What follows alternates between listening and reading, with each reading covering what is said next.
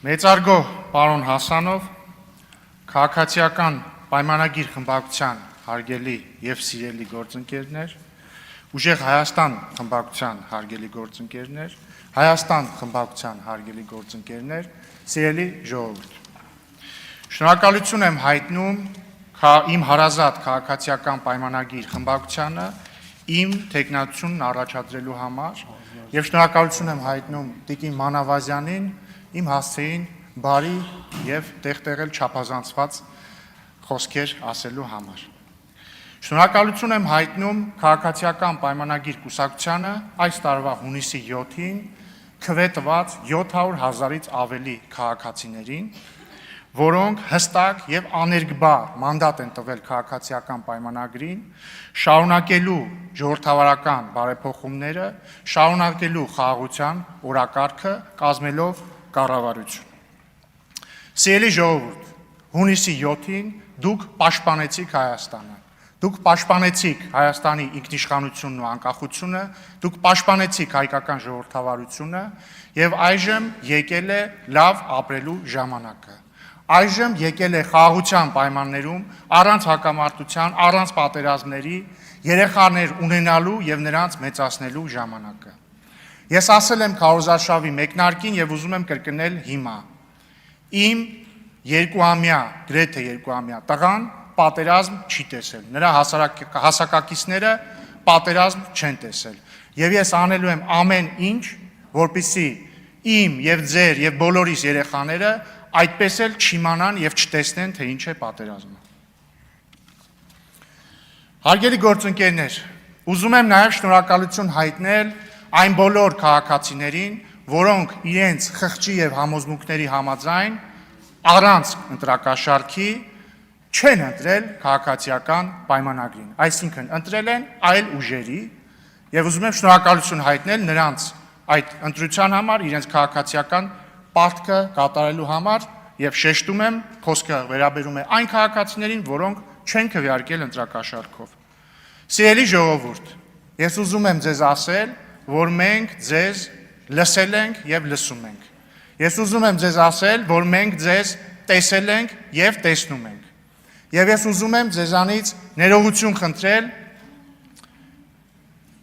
այն բանի համար, որ գուցե ոչ բոլոր ձեր մտահոգություններին ենք անդրադարձել, գուցե ոչ բոլոր ձեր դժվարություններին եւ դժգոհություններին ենք անդրադարձել, կամ գուցե այն բանի համար, որ չենք կարողացել ձեզ համոզել մեր առաջարկած ճանապարհի ճշմարտացիության մեջ։ Եվ ես խոստանում եմ ձեզ, որ մենք ամեն ինչ անելու ենք ձեր վստահությունը շահելու կամ վերականգնելու համար։ Եվ դուք ոչ մի դեպքում, նույնիսկ հաշվի առնելով այն փաստը, որ ձեր նախընտրած քաղաքական ուժերը չեն հաղթել, դուք ոչ մի դեպքում չպիտի ձեզ անտեսված զգաք։ Միակ տարբերությունը, սիրելի ժողովուրդ, կրկին խոսքը այն մարդկանց մասին է, որոնք քվեարկել են ընդդիմությանը։ Միակ տարբերությունը քաղաքացիական պայմանագրին քվեարկածների եւ ձեր միջև, մեր եւ ձեր միջև, քաղաքական նախընտրությունների տարբերությունն է։ Ուրիշ ոչինչ։ Մենք գալիս ենք եւ սերում ենք նույն պատմությունից, խոսում ենք նույն լեզվով, կրում ենք նույն մշակույթը, մեր ծնողները հանդիպել են եւ հանդիպում են նույն դժվարություններին, նույն խնդիրներին, մեր երեխաները ծնվում են նույն երկրում, նույն հիվանդանոցներում, ծառայում եւ ծառայելու են նույն բանակում։ Եվ հետեւաբար աշխարհում չկա որևէ բան, որևէ ընտրություն, որևէ քաղաքական տարբերություն, որ մեզ կարող է բաժանել միմյանցից, որովհետեւ մենք մեկ ենք։ Եվ մենք ձեզ սիրում ենք, նույնիսկ եթե դուք մեզ տեղ-տեղ չեք սիրում, մենք ձեզ սիրում ենք։ Սիրելի ընդդիմադիր գործընկերներ, այժմ եթե թույլ տաք, կուզեի առիթն օգտագործել եւ մի փոքր քննարկում բացել ձեզ հետ խորհրդարանական մշակույթի մասին։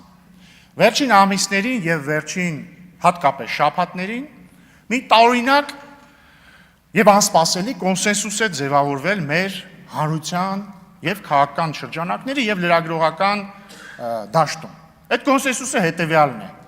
որ Հայաստանի ազգային ժողովը անիմաստ անպտուղ վեճերի, զազրախոսության, վիրավորանքի տեղ է եւ որ այս գումարման ազգային ժողովը այդ իմաստով նույնիսկ ավելի վատն է լինելու, քան նախորդը։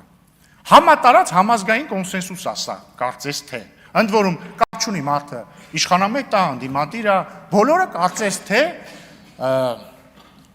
մեզ համար այդպիսի ճակատագիր են կանխագուշակում։ Եվ ես